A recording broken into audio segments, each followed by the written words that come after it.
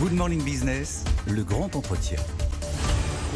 Notre invité dans le grand entretien, c'est Augustin de Romanet, PDG d'Aéroports de Paris. Bonjour Augustin de Romanet. Bonjour Christophe Jacobzine. Et bravo, parce que finalement, quand on s'est vu il y a 2-3 ans, vous nous expliquiez que la crise allait durer, je ne sais pas combien de temps, 4-5 ans.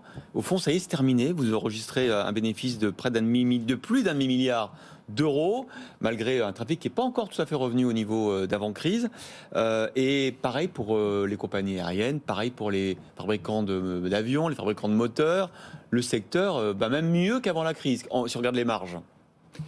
Bravo aux équipes surtout. Et puis, c'est très bon pour le futur parce que ça va nous permettre d'investir pour la décarbonation du secteur qui est une priorité. Donc les équipes ont été formidables parce que le trafic est revenu très vite. Nous avons dû nous séparer d'un certain nombre de personnes et donc les personnes qui sont restées étaient moins nombreuses et la qualité de service ne s'est pas dégradée. Bien au contraire. Donc c'est effectivement 2022 a été une bonne année et j'espère que ça augure bien de l'accueil que nous allons réserver au monde entier au moment des grands événements sportifs de 2024. Vous serez partenaire des Jeux Olympiques ? En tout cas, on est très, très engagé. La question de savoir si on est partenaire ou pas, c'est quelque chose qui ne peut pas être divulgué avant que l'encre soit sèche. Ah. Donc je ne peux rien vous dire à ce moment-là. Vous avez mis comme une cartouche dans le stylo là ? Dans le stylo. La décarbonation, c'est devenu le cœur de votre discours de communication, le cœur de votre stratégie. Vous avez parlé hier d'augmenter le prix des billets pour financer justement la transition verte. Augmenter le prix des billets, c'est valable pour tout le monde. Ceux qui peuvent prendre l'avion 2 fois par an et ceux qui peuvent le prendre qu'une fois. Oui, alors j'ai vu vous résumer un peu ce matin, c'est un petit peu raccourci. Quel est le raisonnement que nous tenons ? Il est de dire la priorité absolue pour que le transport aérien soit vivable, c'est qu'il soit décarboné. Ouais. Pour qu'il soit décarboné, il faut notamment en passer à court terme par les carburants durables, qui coûtent plus cher, et à long terme par les avions à hydrogène, dont les recherches vont coûter très cher.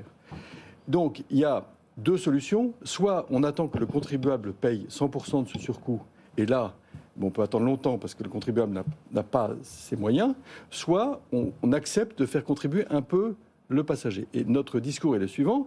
Je crois qu'à court terme, il est stratégique que les États européens aident à la constitution d'une filière de carburant durable, parce que sinon, les compagnies aériennes iront se fournir aux États-Unis, iront se fournir en Finlande, mais nous sommes en retard en Europe sur la production de carburant durable. Et dans l'Inflation Reduction Act, les Américains dépensent des centaines de millions d'euros par an pour constituer cette filière de carburant durable. Donc soit l'Europe se met au niveau des Américains, et à ce moment-là, nous aurons une filière industrielle d'excellence. Et c'est ce à quoi s'attachent Agnès Pannier-Runacher, Roland Lescure et Clément Beaune, qui ont récemment réuni toute la filière pour leur demander de co-construire un programme de développement de cette filière. Mais ces carburants durables vont coûter un peu plus cher. Et ce que je ne veux pas, c'est qu'on prenne prétexte du fait que ça va coûter un peu plus cher, même si la puissance publique prend une partie du coût pour stimuler à l'origine, pour dire bon, on ne va pas décarboner l'aviation. Donc, de fait, le discours que je tiens, c'est si l'avion coûte un peu plus cher, ça n'est pas grave, c'est la condition de sa survie. C'est bon pour la planète. Et vous avez raison, mais vous avez vu que ce discours-là, il n'est pas très répandu, parce qu'on a dit ce matin dans les journaux que jamais les énergies fossiles n'avaient été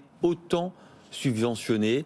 L'Agence internationale de l'énergie dit que les États qui ont tous subventionné le pétrole, le gaz, ont versé 1 000 milliards de dollars de subventions dans le monde l'an dernier. On marche sur la tête, hein. C'est-à-dire qu'on fait des primes à la pompe alors que la planète brûle. Vous dites il faut assumer le fait que les carburants verts coûtent plus cher, que donc les passagers, c'est une sorte de taxe carbone de l'aérien. Oui, le vrai enjeu des 20 ou 30 années qui viennent, c'est l'énergie. On a connu une révolution extraordinaire depuis le premier puits de pétrole en 1850, qui fait qu'on a, en 150 ans, consommé l'énergie qui a été emmagasinée dans la Terre pendant des dizaines de millions d'années. Donc il va falloir changer de modèle énergétique. Et c'est une révolution qui est planétaire. Et ça, les consommateurs en sont conscients. Je suis désolée, je reviens au prix du billet, parce que quand même, il va augmenter. Vous dites, c'est pas grave, le consommateur, il est prêt, parce que celui qui prend l'avion aujourd'hui est en capacité d'assumer ce prix. Ce que je souhaite à tout prix, c'est d'éviter d'être un acteur irresponsable qui tienne un discours sur le thème « le moins les billets sont chers, le plus de passagers viennent dans mes aéroports, le plus je fais de profit ». Ça n'a aucun sens. Il faut regarder sur le long terme. Sur le long terme, la croissance du transport aérien est nécessaire, elle est inéluctable, d'ailleurs, compte tenu de toutes les classes moyennes dans le monde qui veulent voyager. Quand on voit les prévisions d'augmentation du trafic et d'avions nouveaux qui vont être construits, c'est énorme. Et donc, il est vrai que si on regarde simplement les chiffres, La modernisation des avions, il faut des avions neufs qui consomment moins de kérosène, qui émettent moins de bruit, ça va coûter plus cher. L'utilisation de carburant durable, ça va coûter plus cher.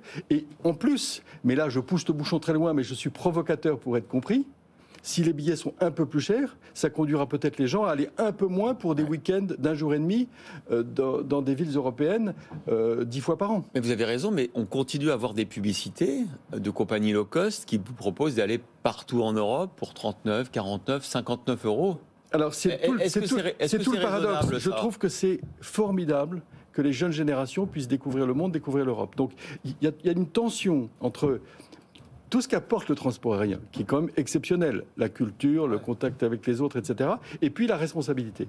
Et pour moi, le fait que les carburants durables se développent, que les compagnies aériennes soient de plus en plus responsables, c'est probablement va conduire à augmenter un peu les billets d'avion, et c'est ce contre quoi je ne veux pas m'élever, faute d'être peu responsable. Et vous faites un tabac auprès des jeunes écolos avec ce discours. Vous êtes devenu une star de TikTok quand même, avec rien qu'avec ce petit morceau d'interview où vous avez dit, je vous jure, vous avez fait un tabac auprès des jeunes écolos parce que vous êtes le patron d'ADP et que vous dites, prenez l'avion mieux.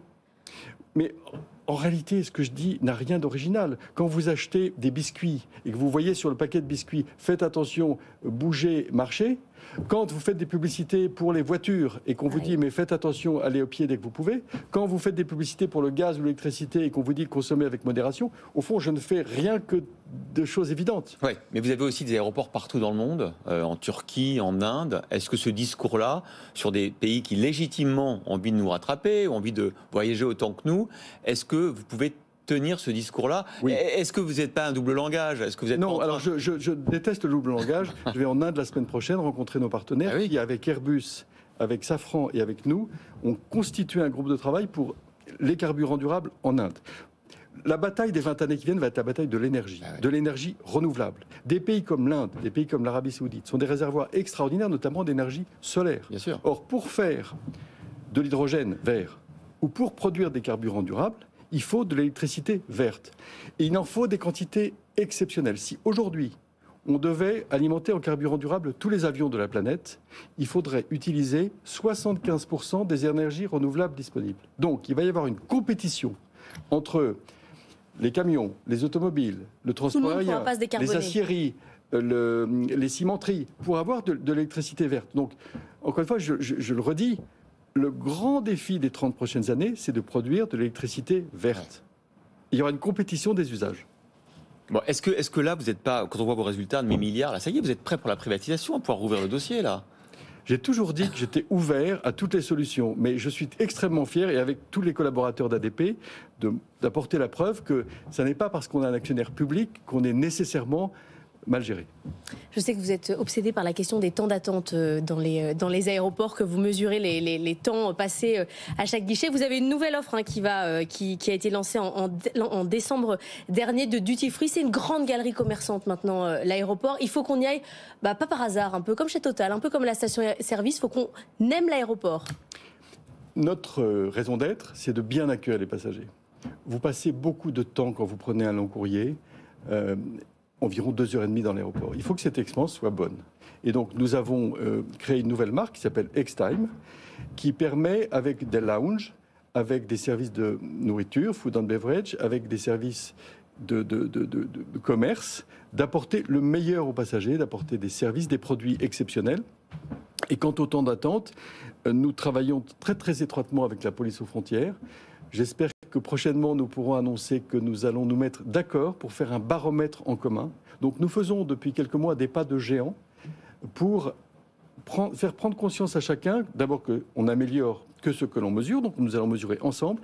Et puis d'autre part, l'échéance des grands événements sportifs dont vous avez parlé tout à l'heure mobilise personnellement Gérald Darmanin, le ministre de l'Intérieur, Clément Beaune, le ministre des Transports, qui tous les deux ont décidé de nous accompagner pour prendre à bras-le-corps cette question des temps d'attente.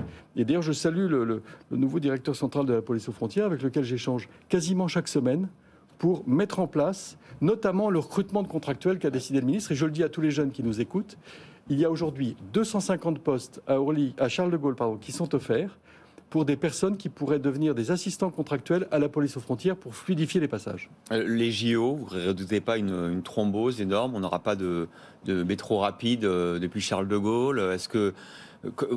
Comment on va gérer le flux de visiteurs dans vos aéroports et leur acheminement jusqu'à Paris ou jusqu'au site olympique? On va le gérer avec des très nombreux collaborateurs supplémentaires, temporaires bien sûr. On va le gérer avec des investissements. Nous allons investir pour permettre aux autobus d'accéder dans des zones réservées, etc. Ça va être une immense responsabilité que de bien accueillir le monde. Ça va être dur. Hein. On va y arriver. On est optimiste ici à BFM Business, alors on dit qu'on va y arriver tout le temps. Merci beaucoup Augustin de Romanet, PDG du groupe ADP, d'avoir été avec nous.